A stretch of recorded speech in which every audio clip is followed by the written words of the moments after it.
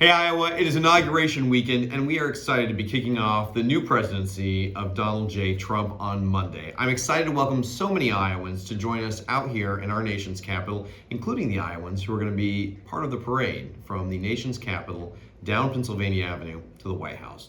As we do this, there are three things that we have made a priority under this new administration. Making sure that we secure the border, that we unleash America's energy and its potential, and make sure that we extend the 2017 tax cuts that help families across our state and grow our economy.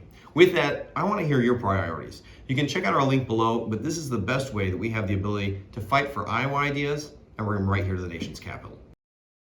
Great news on the horizon for our friends in Israel. Most importantly, for those Americans who have been held hostage by the terrorist group Hamas. Tragically, we believe that only 3 of the originals remain. But hopefully, with work this weekend where President Trump said he would unleash hell on anyone who stood in their way, has made movement and brought both sides to the table. As a result, we have a real opportunity to bring Americans home and to find at least some stability of peace in Israel. I'll continue to fight for this, and it's one of the top priorities that we have to make sure that Americans, wherever they are in the world, continue to be safe. This week, we also passed important legislation to help protect girls and women in athletics. I was proud to sponsor the Protect Women and Girls Sports Act, which passed this week. Look, my grandmother's generation didn't have these opportunities, and Title IX gave them the opportunity to be on a court of competition that they were able to succeed in. Now, as a dad of 6 with 5 little girls also on that court playing basketball, I want to make sure they have the same opportunities, that girls have a sport that can be their own so they can become the women like Caitlin Clark are, an inspiration to us all.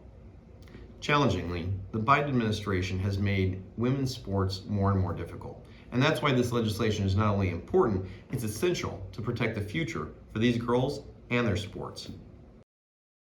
Additionally, we passed important safeguards this week, and I was proud to co-sponsor legislation Preventing Violence Against Women Act by Illegal Aliens.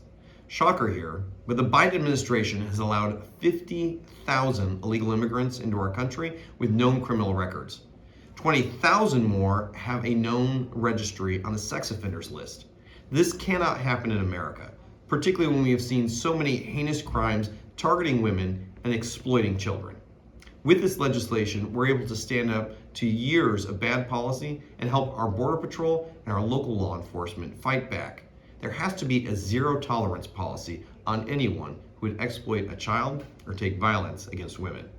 Thank you, Iowa. It is always a privilege to serve you. Your good ideas have helped write some of the best legislation we've been able to pass over the next several weeks. And I look forward to working with you in the days and months ahead as we get to serve this country. We'll see you around soon, Iowa.